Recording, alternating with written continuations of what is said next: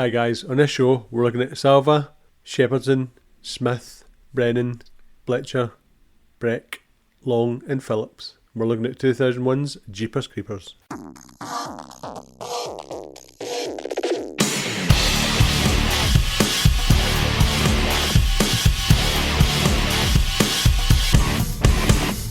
Hello everyone and welcome to another episode of 100 Things We Learned from Film. I'm one of your hosts, my name's Planty, and where'd you get those eyes?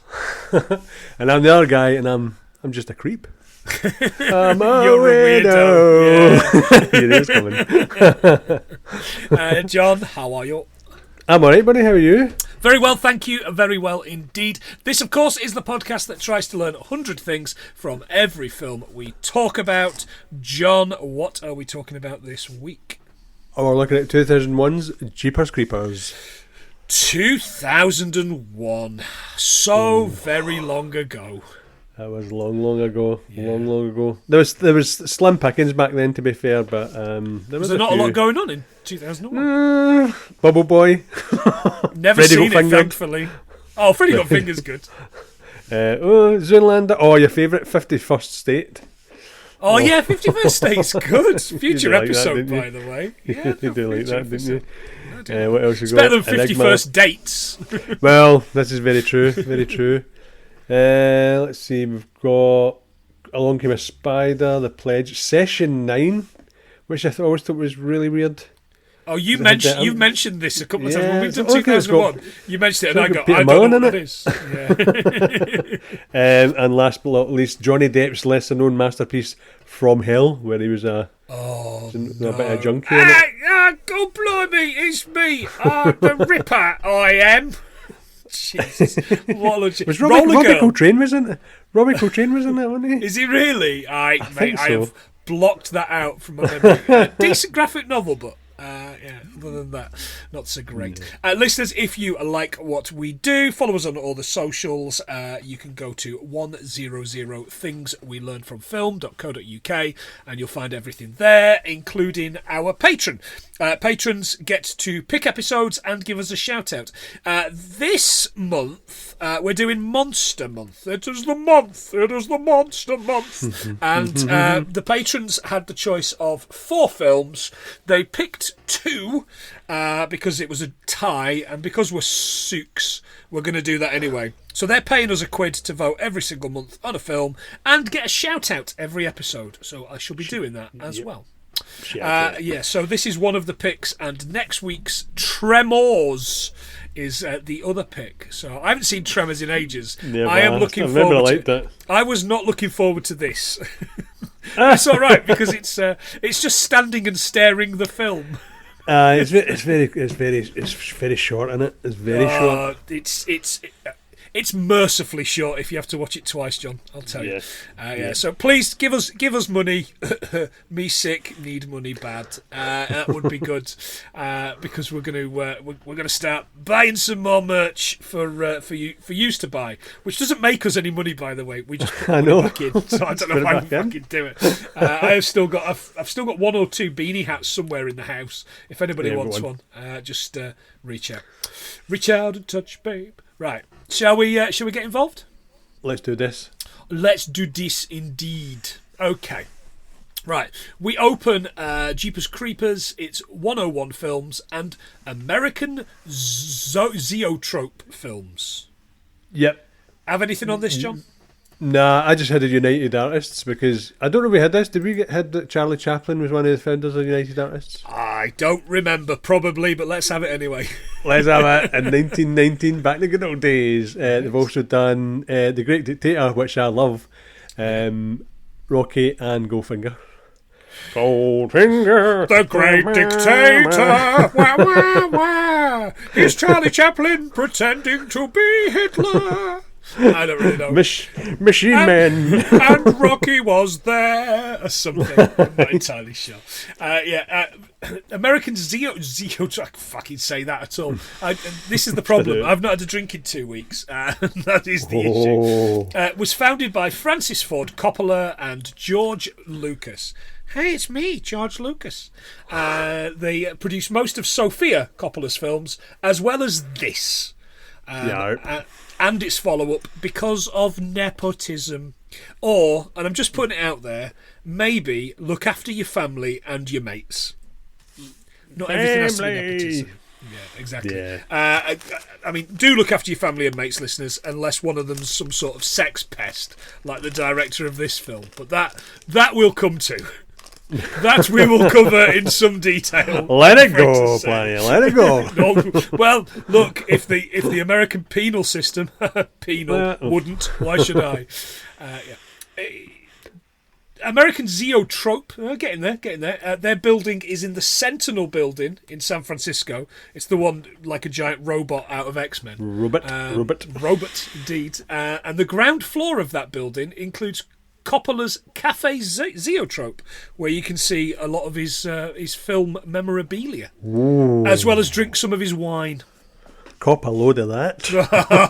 Very good. Fantastic work. There's a car driving through the country. I think this film was filmed in every state USA. Yeah. It was quite busy though, the road. Apparently the road was that busy that they had to take they actually had to ask the people if they could take down the mailboxes, I believe. So even though it looks as if it's isolated, there's obviously tracks off it, and there was lots of mailboxes, so they had to remove them all. There you go. Mr. Jeeper, Mr. Creeper, Mr. Creeper, Mr. Peeper, or Mr. Smithers. Got away with it too. It's actually filmed, this particular bit, all the roads bit, are filmed on the SW108 Avenue in Dunellen, Florida. Dunellen sounds like it should be somewhere up in the Highlands, doesn't it? It does, aye. Dunellen. Or somewhere that you buy your bath towels from. God, aye. Okay, fantastic work. The SW108, John, is also called the Tiger Trail. There are local claims that the ghosts of 3 children killed at an intersection of Tiger Trail and the High School Road appear around 3 a.m. in the area. Ooh, 3 a.m, what a time. But of course, in their fucking beds.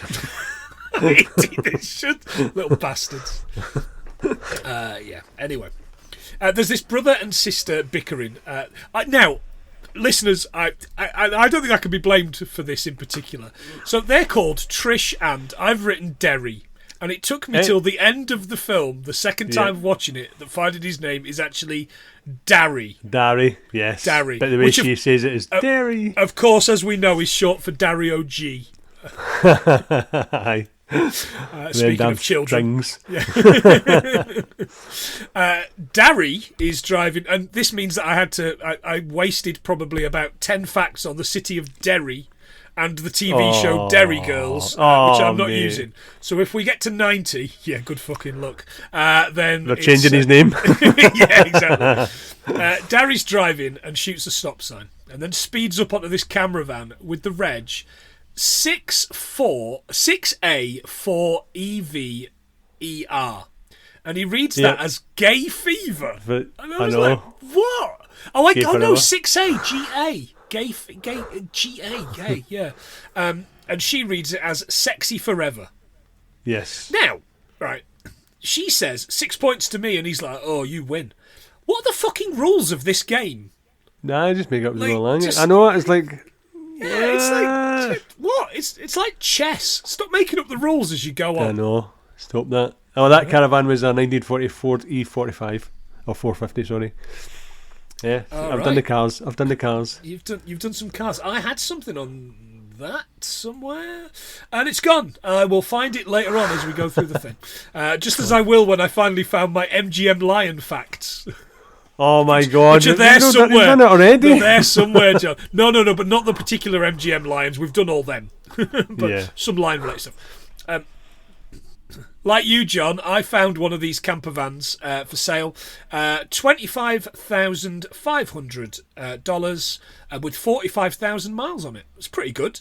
Nice, that's all right. Consider it a camper. It sleeps 4 with a double sofa and a double bed above the driving area. Does it make you sexy forever, though? I don't know. But when they pull past, it is an old couple, so it probably is me and Rachel. And he's like, sexy forever, eh? I'm like, look, don't fucking judge, man. Everyone's got a kink. Yeah, exactly. It cost $10 million this film to make and made 60 domestic. That's not bad going. Which Aye. explains why they keep making this shit. Yeah, yeah.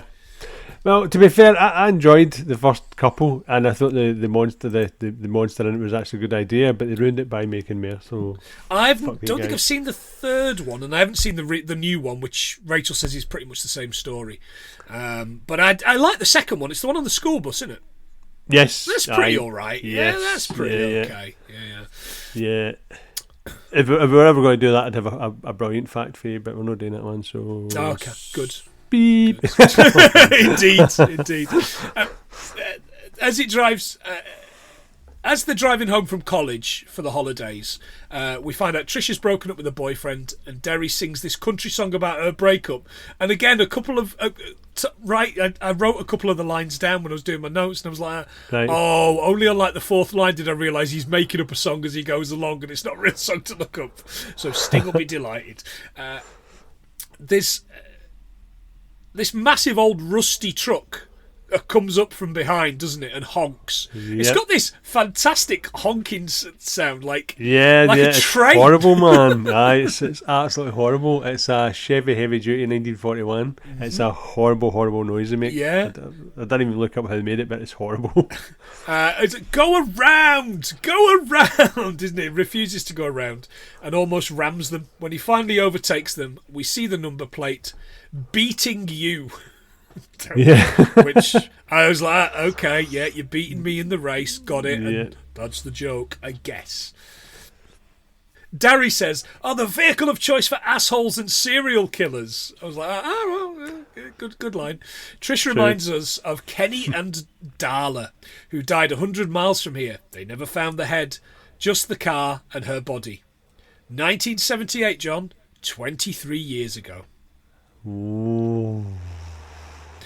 Darry finally remembers beating you and claims he got the win, and they argue like kids, because apparently there's this rule where you've got to do it there and then.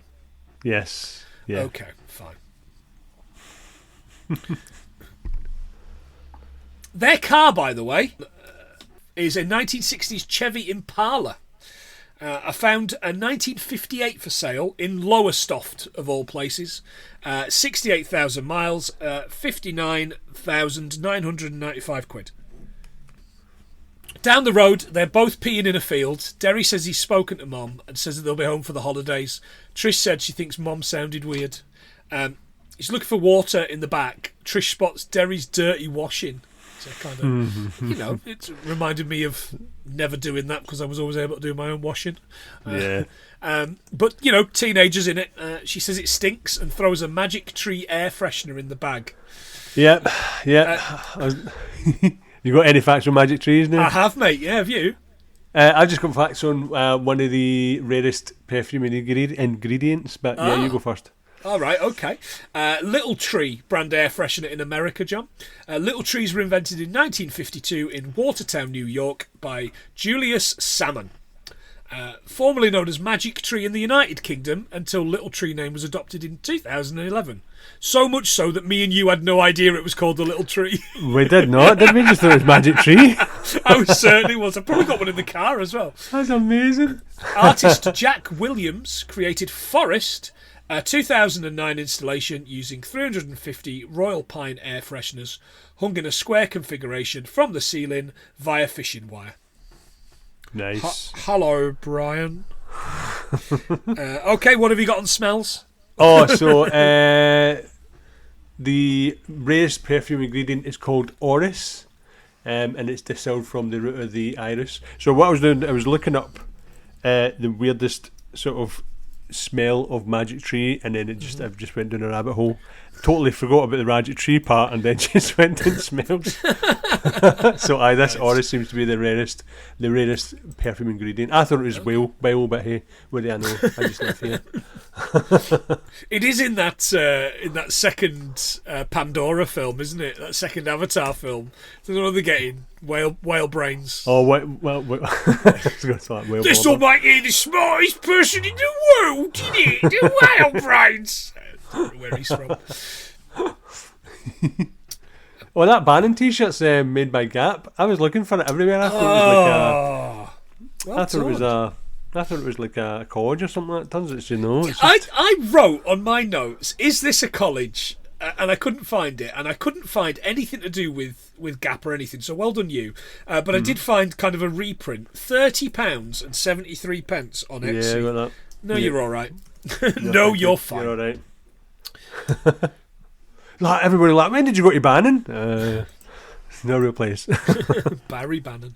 As they head off down the road, Trish explains Mom isn't happy. I mean, who is? I feel that. As they pass an old church, they see the beaten up old van and this cloaked and hatted guy throwing something down a massive pipe which is jutting out the ground. He absolutely sees them and watches them. And the line is, what was he throwing down there? And the line is, it was wrapped in a sheet. Wrapped and roped in a sheet. Wrapped and roped in a sheet with red stains on it.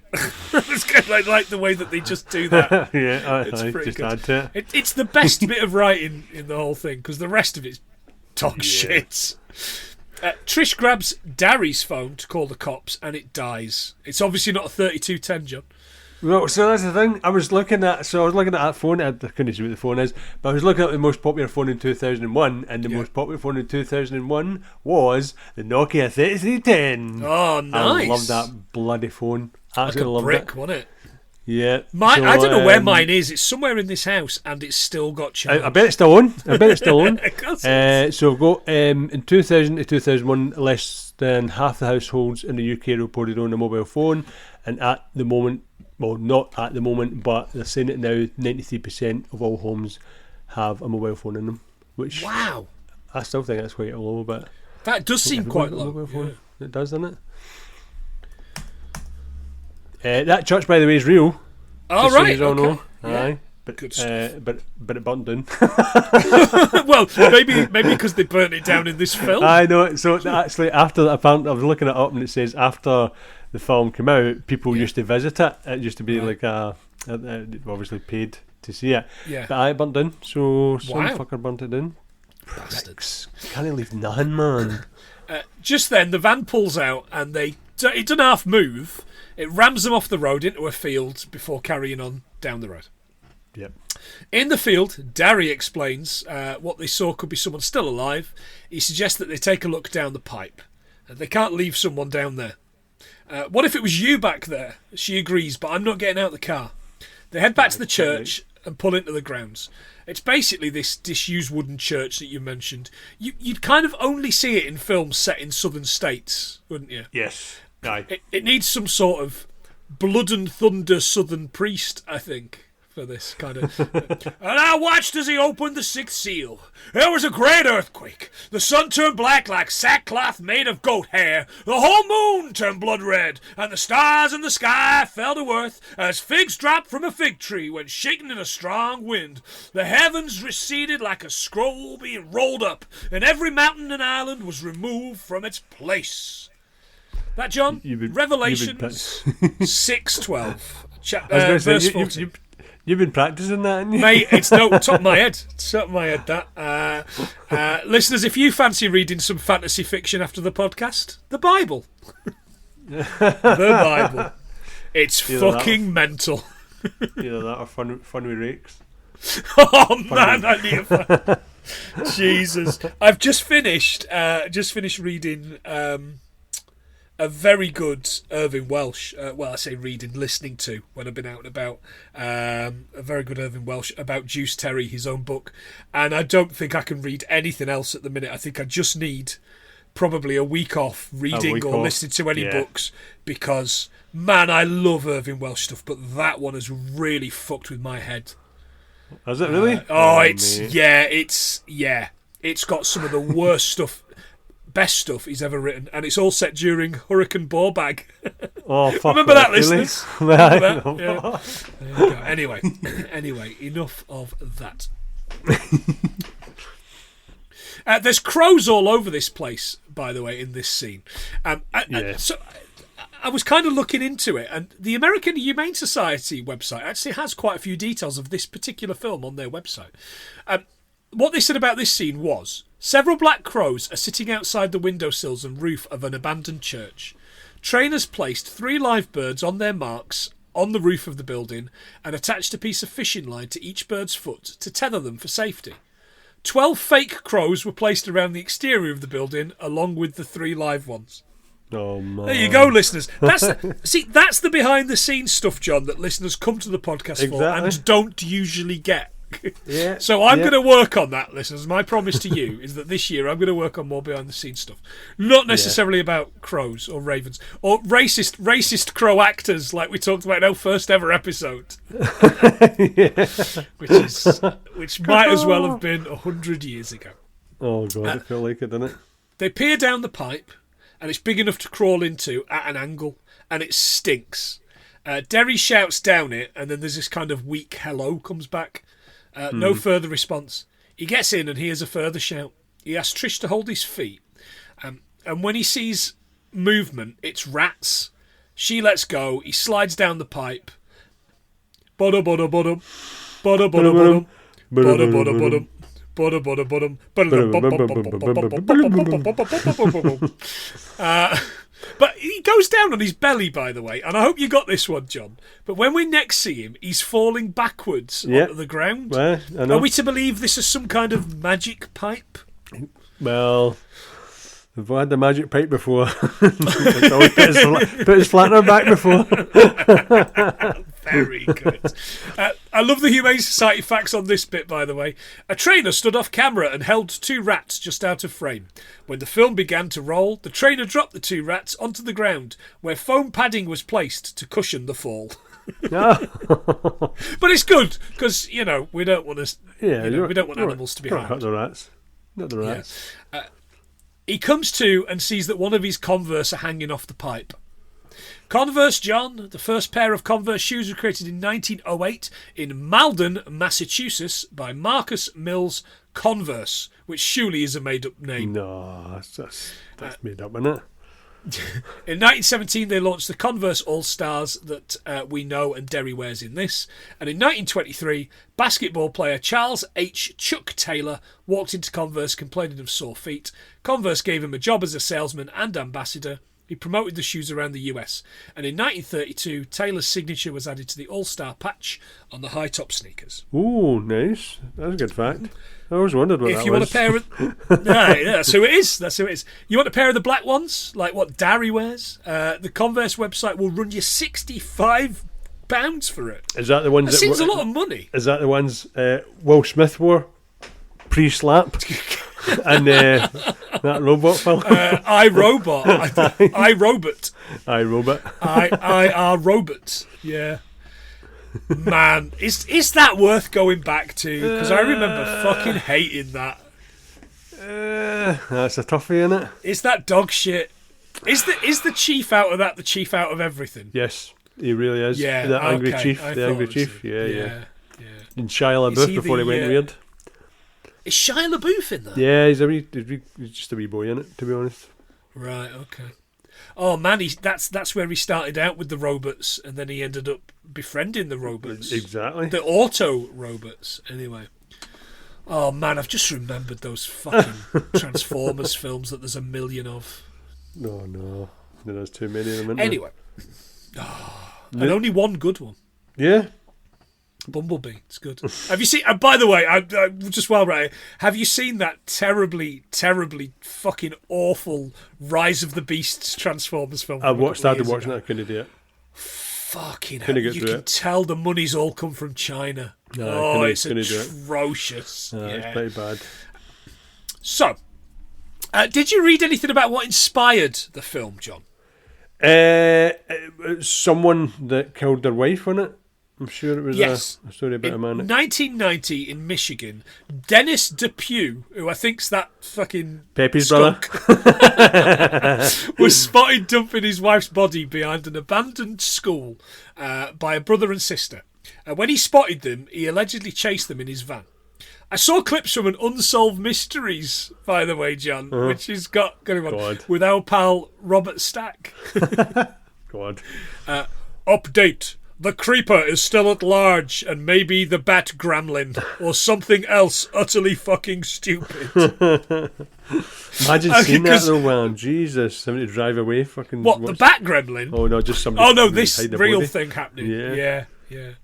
down a pipe. Shit yourself. Only for fucking Mario to find it later on. I know. The fucking turtles are all eating it. Anyway.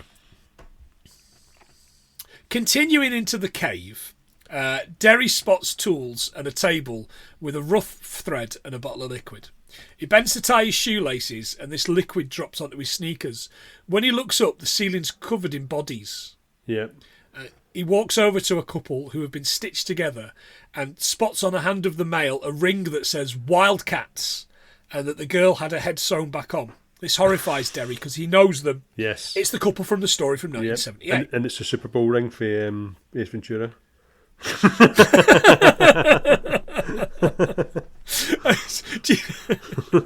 When he gets punched in the face and he's so counting the rings, that's it. I really do want to do that as a future episode, but I really don't want to have to talk about the fucking ending. I just don't want to have to talk about the end. But man, yeah. But yeah, he spots the bodies, doesn't he? Sewn together. What a weird thing. Is this the fucking house that Jack built or something? It's lots of bodies everywhere, isn't it? Is that what this is? Well, I looked up... man, internet history is going to be really fucked up after this, because I've looked up murderers and what murderers had the most bodies in their house. I know it's a bit weird. Yeah. But they're saying that Gacy murdered at least 33 young men and they only found 26 of the bodies in the crawl spaces of his house. But I'm sure there's been... Wow. More bodies in houses and Gacy's. Yeah, you'd think so. But the Gacy thing, I've seen quite a few documentaries on him, and the Gacy tapes thing on Netflix at the minute, it's shit, but you get to kind of hear it in his own words, kind of thing. So that's the thing. Back at the car, we see in the distance, out of focus, this truck approaching long before Trish notices it. She's like the shittest fucking lookout that there's ever been. Like, you wouldn't want to set the fucking torches of Gondor for her, would you? Waiting a week. It's a really good shot, though. Kind of like we're focused on her and you can kind of see it in the background. When she finally notices, she jumps on the car and tries to get it into gear, crunching the fucking gearbox, which... Probably that bit gave me the biggest scare so far, that sound of the gearbox. Well, that was fake. The gear stick was fake. It was built into the column in the middle, but because obviously that's probably the way they wanted to do it, they had to make a kid on one that they could stick shift around it there. So don't worry, I don't think any harm came to that car. Good, because it's a beautiful car. As the truck passes by, it's just some farm wagon with hay bales on the back, scared of farmers. And then Darry slams into the car window and we get a decent jump scare there. He looks horrified, as you would. The car heads off with Trish driving. He won't talk and it's scaring her. She says, we need fuel and we're going to stop in the next town. Darry mumbles that the girl from the story did lose her head, just as they'd said, but it had been sewn back on. The sun's setting as they pull into the diner and they get out and Darry sees the truck pass by. It's heading back to the church. Yeah. So, first set of patrons, it's the Jeepers. It's Candy, Stig, Oodles, Biggie and Gadget from Modern Escapism. GP Rob Jones of Records and Bands. The Be There With Belson Boys, Dan and Gavin. Modern Escapism's Joe. SP Film Viewers, Aaron from Z1 Podcast, which is back this spring. Josh Wilson from Super Familiar with the Wilsons. Punk from What the Fuck Do You Want? Ian of Cult Connections. And Mono, who done Rants at Movies. There you go. Bunch of creeps. Oh, I've missed completely from my story bit that there's a boy still alive down there, isn't there?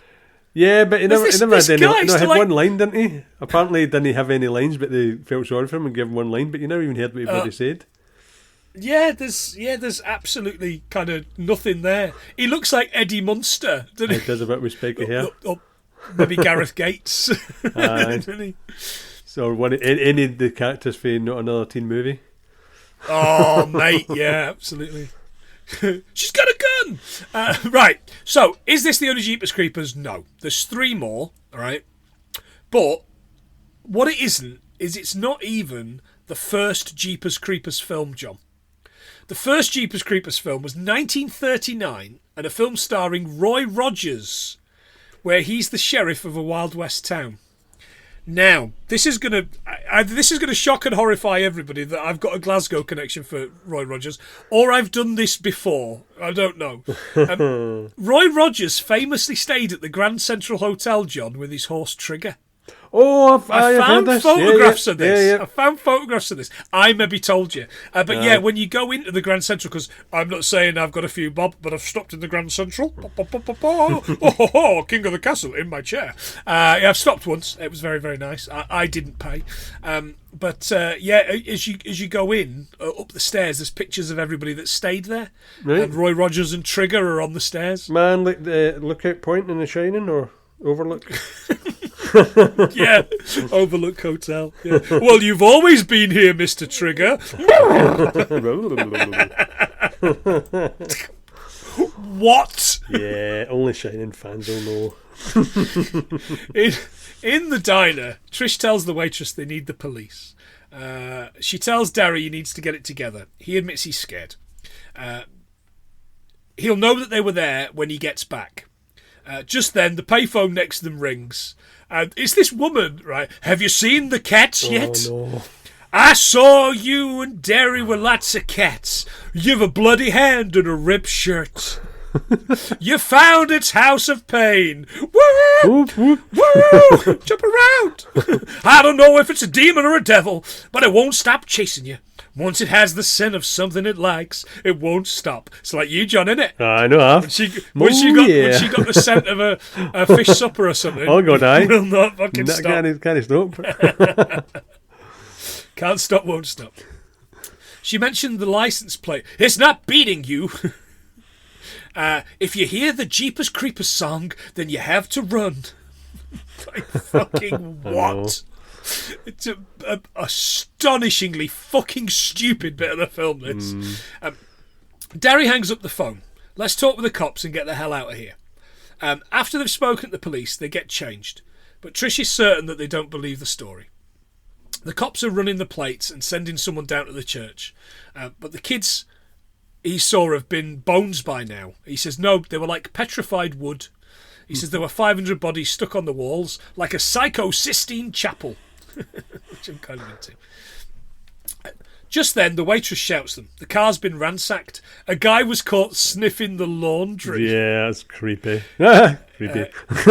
Yeah, very good. Getting his clothes together, Darry spots a handprint on the car door handle. What's it called when someone likes bad-smelling clothes, John? Olfactophilia is sexual arousal by smells and odours emanating from the body. Oh. Yeah, from the Latin olfacto, to smell, pertaining to the sense of smell, and the Greek philia, love. There you go. With the police behind them, they head out in the car, questioning how he managed to make it to the church and back so quickly. Maybe he's supernatural. The cops get a radio call to say that the church is on fire. The twins adjust the radio until they get this, and I'd written 80s cover of Jeepers Creepers, which is utterly atrocious, right? But it's not. It's actually a song called Peekaboo by Siouxsie and the Siouxsie? Oh God, aye, so by Siouxsie and the Banshees. I'd never heard. Do you know this what? before. Because I'm listening, I'm like, man, that voice sounds familiar. But he quite blatantly is Susie Sue, but I thought it might have been like a sound-alike. From 1988, the lines in the chorus are, golly jeepers, where'd you get those weepers? Peep show, creep show, where'd you get those eyes? It was found to be so similar to the lyrics of Jeepers Creepers that to remedy the situation and avoid legal action, the band gave co-songwriting credit on Peekaboo to Warren and Mercer, who were the writers of the original. Right, that's fair enough. There you go. Well done. Well done, them guys. And he's like, that's the song she was talking about. It's definitely the song. It's the song she was talking about. We see a shot of them from the bonnet as he's messing about with the radio and the creeper on the roof of their car. Now, this is kind of the first instance I got of him being massive. Mm-hmm. Of him being quite a big, not just tall, but quite big built thing. Mm-hmm. Now, I read that they made the role with Lance Henriksen in mind. Yeah, that's I've got that. Whilst he is quite tall, he's not the biggest. Yeah, he's not the biggest guy. Really kind of like... Fuck's sake, he was Bishop. Skinny. He was a wee skinny Bishop. He was indeed. The female cop gets ripped out of the car, and the male one driving just gets his head cut off, which is pretty good. Yeah. But they mention nothing until this head lands on the bonnet, causing them to skid to a stop. The cruiser pulls up behind them. Oh, obviously that skids to a stop as well, of course. Mm-hmm. And they spot the cop's head on the road. We see the creeper pick up the head and rip the tongue out with his teeth in front of this billboard. And the billboard says, tastes so good, which I kind of liked. Tongue, John, if you want to buy tongue at the butcher's, 1.3 kilos of halal beef tongue with the skin on. £13.60 from myjam.co.uk. Oh, my jam. Where'd you get those tongues, indeed? So I googled, could you ride on the top of a car? And the first answer I am going to read out verbatim. Go for it. No, it is not safe. Travelling long distances on top of the car's roof could cause severe sunburn to a child. What? What indeed, my lanky friend? Even if it's me riding on a car? Yeah. If it's you riding on top of the car, a child could be sunburned. Any child. No anyone's anywhere near the car, just any child, because you're doing that. I can only assume these answers are written by AI or fucking morons. Yeah. I'm not entirely sure. A 2008 study by the United States Centers for Disease Control... The disease, by the way, listeners, spoiler, is stupidity, identified 58 newspaper reports of car surfing deaths and 41 reports of non-fatal injury from 1990 through to summer 2008. Most reports of injury were found in the US Midwest and Southern newspapers, 75%, largely involving males, 70%, and youths aged 15 to 19, 69%. Not nice. A majority... 58% of reported car surfing incidents ended in death. Oh, for God, no. I mean... It's just so fucking annoying, isn't it? Why would you? Why? Yeah, why? And I thought skitching was bad. You know, you on your rollerblades and you grab hold of the back of a car. Oh, God, aye. Always wondered that one. Yeah. Getting a hodgie. You should get road rashed. That's what you should do. Oh, God, aye. Somebody should be allowed to hit you with a chain at least. Yes, they should. The twins jump in. I've written the twins. I don't think they're twins. I think one's meant to be older than the other, but for some reason I've written twins. Yeah, really. So he was 22 and she was 30. She was 30. She was 30 when she done it. Aye. You know, she must have always looked young. It was his first leading role. I think the director saw him in Galaxy Quest. That's what it was. And liked his sort of... They liked his sort of his innocence, so I cast him. Oh yeah, he's tiny in that. He's tiny in it, aye. So it was that. I'm sure it was 1999.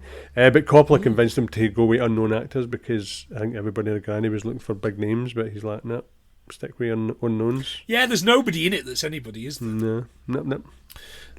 They make it to the first home that they find, and it's got this creepy scarecrow in the yard. And it's home to a creepy cat lady. Did you recognise the actor? Yeah, the creepy cat lady. The lieutenant from is it Private Benjamin? Yeah, well, she was nominated for a Best Supporting Actress award for that. But I didn't go with that, John. I went with Mrs. Peacock from Clue. Oh God, right, aye, yeah. Mrs. Peacock was a man. Yeah, I'm going to go back to that because it's been online a few times. I'm going to need to go back to that because it was really good. It is an excellent film, and I really want to do it, but Jesus Christ, can you imagine the amount of writing that needs done? Oh for that? God, aye. And no other one. Yeah. I remember Murder by Death. It had is that the Peter one where Falk and Clouseau? Is it Sellers? I had all of them. Oh, they're all there. They're all there. Yeah. Charlie Chan and which is quite. Mate, I haven't thought about that for ages. Yeah. Is it atrocious? Should we do it? I think we should do it, but I don't know where we're going to find it. I assume that has been fucking deleted. I assume that we'll have to find that on an old VHS from Nigeria, like they did those Doctor Who episodes. God, Murder by Death. Jesus, I've not thought of that in years as well. Right, yeah, if we can get a hold of it, we'll definitely do it. Fucking hell! What are you doing? She explains, "You're not in Poho County anymore. Poho County's not a real place, John. Why?" Yeah. It's been used in literature before, though, isn't it? I'm sure it's... Oh, has it? Oh, well spotted. Yeah. Trish says they need the cops, and she's, no, not with all their zoning bullshit. They can't tell me how many cats I can have. I didn't find anything on how many cats you can have in Poho County because it's not a real place. The cat lady tries to send them away, and we see all these cats, hundreds of the bleeders, including ones making that, that "Ho Long John" voice. You know that video? They used it on South Ho Long Johnson. He's making that noise. They sent something, and it's you know the one funny. I mean as well. I'm gonna have to go and watch that. And the creeper stood at the scarecrow. She turns out with this shotgun, double barrel shotgun. I'm sure it is absolutely with three shots in it. It's a magic one. No. Every time that happens, it means a wizard did it. And she does shoot him, right? And when she shoots, what the fuck? These incendiary rounds that she uses. Yeah, because he just explodes. Yeah. Doesn't he? Jesus, yeah. And then he goes flying through the roof of the house, causing all the cats to kind of run out. Again, no cats were harmed in the making of this film. She heads back into the house to take him on. We hear gunshots and loads of cats fleeing, and then we see the outline of Cat Lady at the door before we realise that she's been properly jeeped. Yep. Hasn't she? Yep. It's Jason Voorhees, didn't she? She was, yeah. The kids run and jump in the car, and Creepy Boy jumps on the bonnet. And when she hits reverse, he does this Jedi-type backflip jump. Yeah, it's quite cool, isn't it? The other one is so he's got the skills, right? He's got the moves. And when Darry tells Trish to try and run him over, she almost hits him. And he does his best crouching tiger wire work and jumps over the car, doesn't he? Trotting on the top of it. Yeah. It's great. She reverses and he does it again. Then she stops. She takes a few deep breaths and she runs at him this time. She crunches the gears to get him to come forward. Oh, she crunches the gears. Good, that's it. Yeah, you see. Crunchy. And this time she hits him, and I assume he's tired now because he just rolls into the windscreen and over the car and flips up in the air. Doesn't he? He's done all of his Jedi mind trick moves. Darry says, "Do you think he's dead?" And I love the retort. They never are, because in films this is what we need more of. They never they always go, "Oh, I've hit him once, I'll run." No. She proceeds to run over him three times. Yeah. Before he stops him. And there's some beautiful model work here, by the way, with these flat bits of him and the tyre imprints over his ankle and that. It's great. It's really good. A wing pops out of its back, flaps a few times, and then just gives up. And funny. The thing with this is, I was kind of like, right, okay. Because I think this is meant to be like the big reveal that he's supernatural and he's not that he's not human. But it's just shit. It's like a butterfly that's fallen in a bit of water. Aye, it's not good. Quite pitiful, isn't it? It is, but again, maybe that's the thing, and I've missed that. They head out. It's obviously dead. At the cop shop, there's this guy Roach. Oh, Roach. He gets checked in for nicking a '76 Chevy Nova. And the guy's like, "Hadn't anyone ever told you got taste for shit?" Which is really good. 76 Chevy Nova, John, or the Chevy 2, as it was also called. The 76 was part of the first generation that was made until 1980. There were various models, indeed. A two-door convertible or hardtop, or a four-door Suzanne, a sedan and station wagon type as well. I can't find one for sale here, but in the US I found a two-door hardtop for $19,900. Nice. Gearbox replacements, John. Variable cost £2,500. Factors including the make, model and engine side will affect the cost to replace the part. Best bit of advice I could find online was get a part used one. Yeah, that makes sense. Next lot of patrons are the Creepers. We've got Kieran, Jen and Adam, Megan, Dale, Ali, Maria, Ian, Emily, Nigel, Rachel, Jake and Phil. Thank you very much for your money and your continued support. But especially your money. Trish is on the phone to Mom, and Darry notices that there's a heck of a lot of missing people on this board. A woman walks in, Jarell Gay Hartman, we find out she's called. She knows them. She's a psychic. She helps with cases. Now, I took one look at this woman, John, and I was like, get me Miriam Margolyes. She's not available, sir. Well, then get me her Deep South non-union equivalent. That's it. That's it, isn't it? It really is. It's exactly It really who is. she looks like. She knows they found the bodies. She saw them too in a dream. She asks if they've seen the cats yet, and they realise it's the woman that called them at the diner. Yep. Every 23rd year, he gets to eat for 23 days.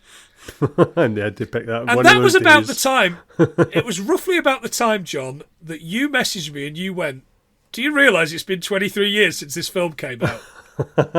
And I went, yeah, that's why we picked it, right? And you went, no. And I went, let's not tell anybody. And here I am telling And here we everybody. So, it eats lungs to breathe and eyes to see. Whatever it eats becomes a part of it. Oh, you heard it, but only as much as it can be heard. You got something it likes, and it won't stop till it gets what it wants. We see it limping towards the station. Yep. And inside, the power goes out, emergency lights come on, and the cops start a lockdown. I was like, oh man, Assault on Precinct 13, a better film that I wish we were watching. Or Terminator. Oh yes, absolutely. Dragging its leg like Terminator. One of the cops heads for an emergency head count in the cells, and in one cell there's just this pile of clothes. It's the creepers, and we see its gargoyle-y form hunched over a prisoner, feasting on it. The cop shoots at him, and he turns and attacks. Back upstairs, the chief's trying to get the kids into a holding cell. Giselle says no, that this is where he finds them. Just then there's a radio report of an 1199, John. 1199 is for officers to communicate officer needing assistance. Right. I mean, and the fucking rest. I know. Just fucking munching on people. Just to get their body parts. Nice. The cops head to the... like Pac-Man. Oh, he does make that horrible noise, doesn't he, when he's gulping stuff down. Apparently, I was looking at this, I was reading about it, and apparently that's in the cell when he's eating that person, he's eating a part of the body that he wants, and later on you see it's got a tattoo which belonged to the prisoner. Oh, so whatever good he eats, spot. it's another thing they're saying is it only goes for people that have got perfect body parts that it needs.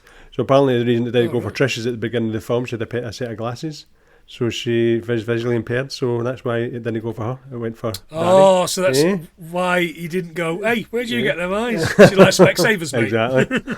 Oh, fantastic. Right, okay, well, I didn't pay any. I paid so little attention to this fucking film. But I have got a couple of lion facts for you, listeners, because why not? Again, this is just because I missed it at the beginning, but I found them now. The MGM lion, we've done him to death, not in a sexual way, but I probably would. Right, straight in with the fact of the episode, I think. There's such a thing, John, as Asian lions. There are approximately 600 Asiatic lions left in the Gir forest of Western India. Or the Gir forest, am I right? It is their last remaining natural habitat. Keeping with the number 600, 600 lions are killed by humans every single year. I couldn't find figures on how many are killed by Jeepers Creepers monsters, though. Nah, right. Well, it's only every 23 years, so... Where'd you get them teeth? I got from Leo round the corner. That's it. Or Janet Street Porter. Who, by the way, listeners, I might have killed Janet Street Porter in the last episode. Turns out she's not dead. I got a message from regular listeners going, she's not dead, you know. I don't think she's dead. She's not. Janet Street Porter is still alive. Yeah. And there's two for you as ever. The cops head to the stairwell leading down to the cells. It's claimed that it climbed the walls and is heading up the stairwell. Now, this is a really cheap way of building suspense, listeners, and it's quite good because there's just them staring at the top of the stairs while we hear lots of fucking carrying on off screen. And it is good, but as I said at the beginning, it is just standing and staring the film. Pretty much. That's pretty much what it is. The next shot is a cop who's got his heart ripped out or something in his chest, and the creeper jumps up the stairwell. This is the gulping sound that you mentioned, and the cops unload all the bullets in the whole place onto them. And we head to the twins and the psychic struggling to get out of a locked fire escape. I know. Which is, it's like the Phoenix Club, isn't it? It's locked down, aye. Oh, I'm a little blind boy. Giselle admits that she's seen them die in her dreams. What a fucking pervert. I know, huh? Darry asks, are your dreams ever wrong? But then we get this creeper puppet pushed into view from the side of the wall. So, hello! Hiya, pals. Peeking around the corner. Hiya, Darry. Hiya, Paul. He scurries towards them along the wall. Yeah. The kids run up the stairs, and Giselle starts praying on her knees, and it makes its way towards her, only for her to stop. It's not there. It's behind her. Yeah. Now, she gets stabbed in the chest, I thought, here. No, it just sniffs her. She gets a stabbing, doesn't she? No. Oh, it lifts her. No, it sniffs her. It sniffs her. Oh, it sniffs her. Bear in mind, right. it only kills things that are genetically perfect, stuff like that, so it left her alone. She didn't get killed. Right. She's still there. What's wrong with her? What's no right with her? Ald. She's just ald. She's ald and she likes a drink. That's exactly it. Upstairs, the kids find this interrogation room with a two-way mirror. The creeper's behind it and can see them, but they can't see it. It busts through the door. Why does it bust through the door and not the glass? I didn't get that. I was expecting the glass, yeah. Yeah, I guess, again, maybe that's the... Maybe we're not... We're so far away from being into this that we weren't that bothered. It gets through the door, starts to sniff and lick them. Trish isn't the taste it likes, and you told us why, John. He throws her aside and grabs Darry, just as the cops show up in riot gear, guns pointed at it. It does this weird scream, and this fan flap of skin comes out from its face, like it's about to spit in Dennis Nedry's face. And Trish yells at it to take her. She's stronger. Drop him. Let him go and take me. But obviously it doesn't. Instead, it flies out the window and across the night sky. She runs after him as it gets away because it's flying. Yeah. You're good luck chasing it, but it's flying. Next morning, sat in the station, Trish talks to Giselle, who admits she's just a crazy old woman. As Trish leaves, she sees a crow fly by, and we follow the crow to some old factory. I mean, it can't rain all the time. Yeah. Long abandoned, with water seeping in everywhere, and screaming coming through the corridors. I'm not entirely sure where the water's seeping in from, because it's a bright blue sky outside. I know. Yeah. The screaming was a bit unsettling, though. The screaming was pretty unsettling. It's Darry. We get into this basement to this gramophone playing Jeepers Creepers song. Yeah. And the creeper doing some work on him. We see he's got no eyes. Not only has he got no eyes, but he's ripped it, pretty much his whole fucking cheeks out. Yeah, he's massive holes to take them out. And then through the empty skull holes, we see the creeper, and it's got his eyes, possibly. I don't know, I never really looked at Justin Long's eyes. No, it's him. So apparently that's him dressed up as a creeper at the end. So is it really? Oh, wow. Yeah. So Justin Long, to get that effect, obviously they had to have his eyes, but that was actually Justin Long sitting there doing all the stuff and then popping up at the end. So, well done you. Must have got 2 wages. Yeah, I hope so. 2 credits, indeed. Fantastic. And then we get the credits. The credits to in the credits, there's this other song, Hush Hush, Here Comes the Bogeyman, right? 1932 song by Henry Hall and his orchestra. Right. Henry Hall, not Henry Hill.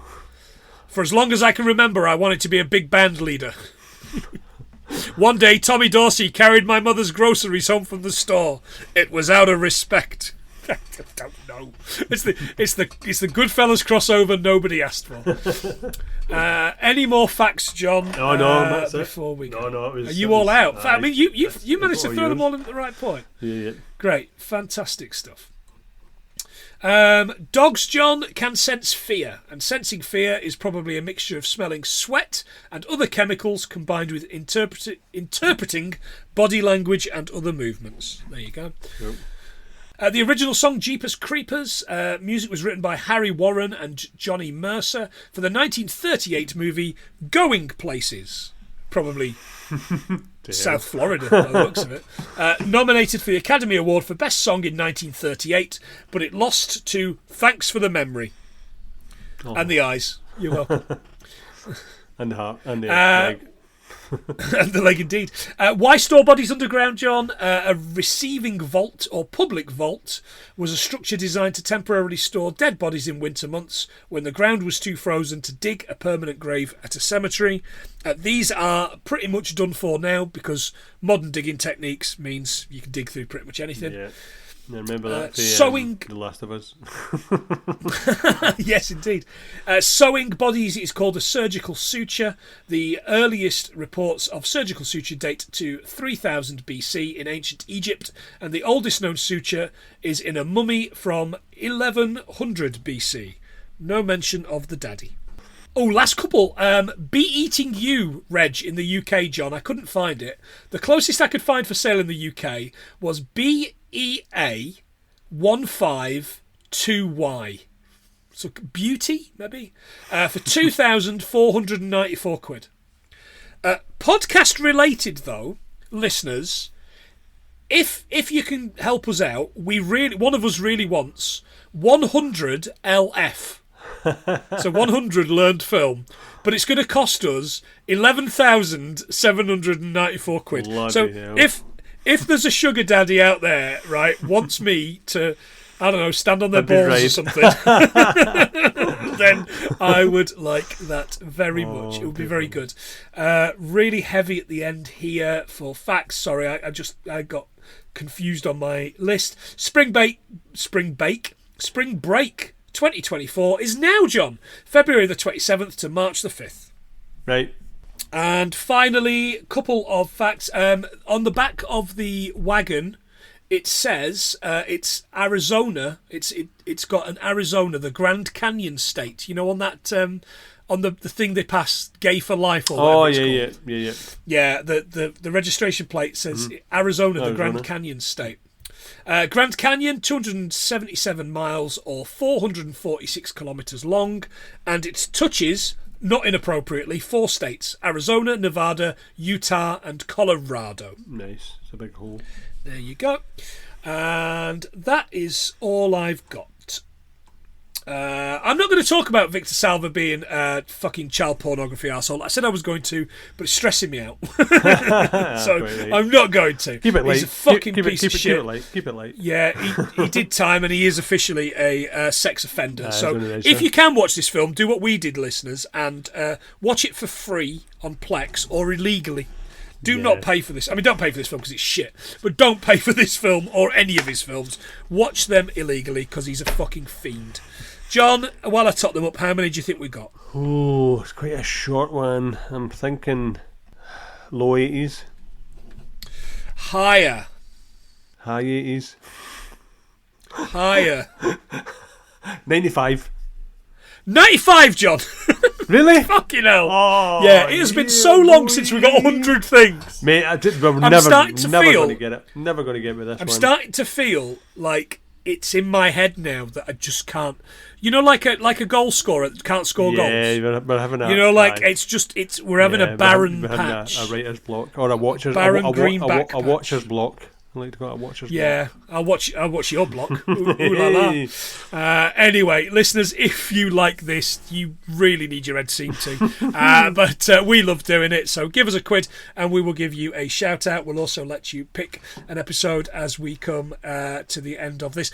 We've got a full plan for the episodes coming up for March. We've got 4 episodes coming up. I think one will probably end up coming out in April. But yeah, for Monster March, we've got a full list, including a couple more guests, which will be super. But we will be putting that out shortly, so you can see those on the socials if you want to see what episodes are coming up. I mentioned it earlier on, John. Next week, do you remember what we're doing? Tremors. That's right. You said that with all the all the certainty of a man who thought, fucking hell, I am starting to get hangry because no. I've not had my tea yet. I actually quite like Tremors. That's how I remember it. It's like, Tremors. Ah, right, okay. I like Tremors. Which I'll be watching. I'll be watching tonight after I've done a bit of editing on this. Yeah, John, say something nice. I never give you the chance anymore. Well, I was going to let you know that I'm going on holiday soon, but then realised it's the end of May, so I'll tell you. I'll tell you closer at the time. Fucking donkeys. Yeah, okay. I was so excited about nice. holiday that I realised, hang on, that's a couple of months' time. But yeah. Oh, rubbish. But that was maybe my good news.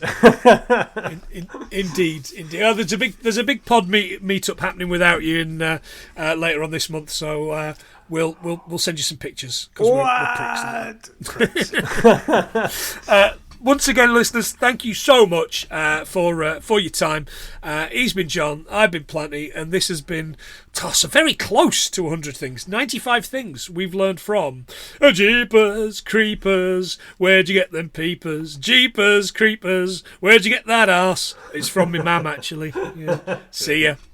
Bye, guys.